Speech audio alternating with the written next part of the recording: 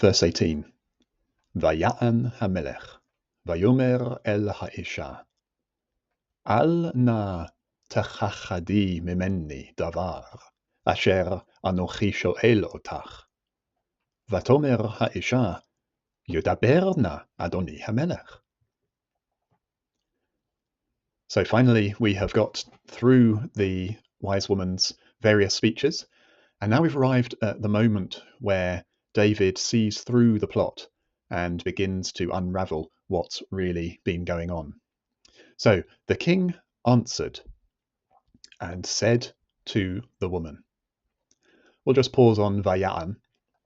It's from the root ana, which is a first guttural and third hey. So its imperfect will be ya-a-ne, with the a because it's first guttural, and the because it's also third hey. Ya-a-ne. The jussive, remember most forms, at least in the Carl, most forms of the imperfect, most weaknesses rather, the imperfect and the jussive are the same. But there are some weaknesses where the jussive and the imperfect are different, and third hey roots are one of those weaknesses. So in the third hey, the jussive is formed by taking the imperfect and getting rid of the final vowel, and therefore the mater that goes with it. And remember, that's called apocompation of the hey, cutting off of the hey. And then the vowels are rearranged ya'an to suit.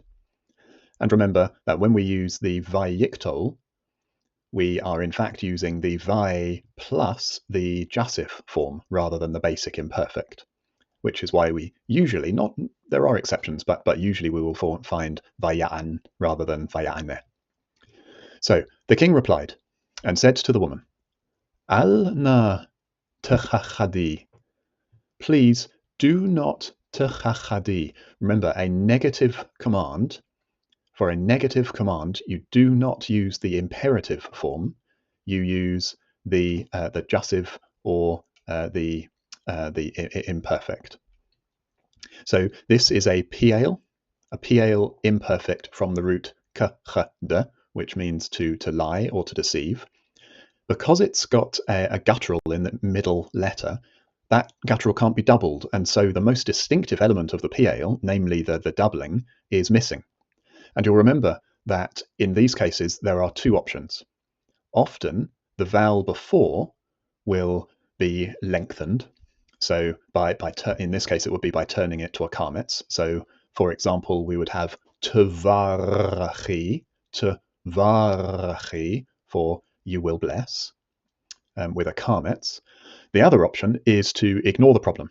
So the first option is called compensatory lengthening. The second option is called virtual doubling. We pretend that middle letter has been doubled, and then we ignore the problem. So here we have the second person feminine singular imperfect pial from kiched.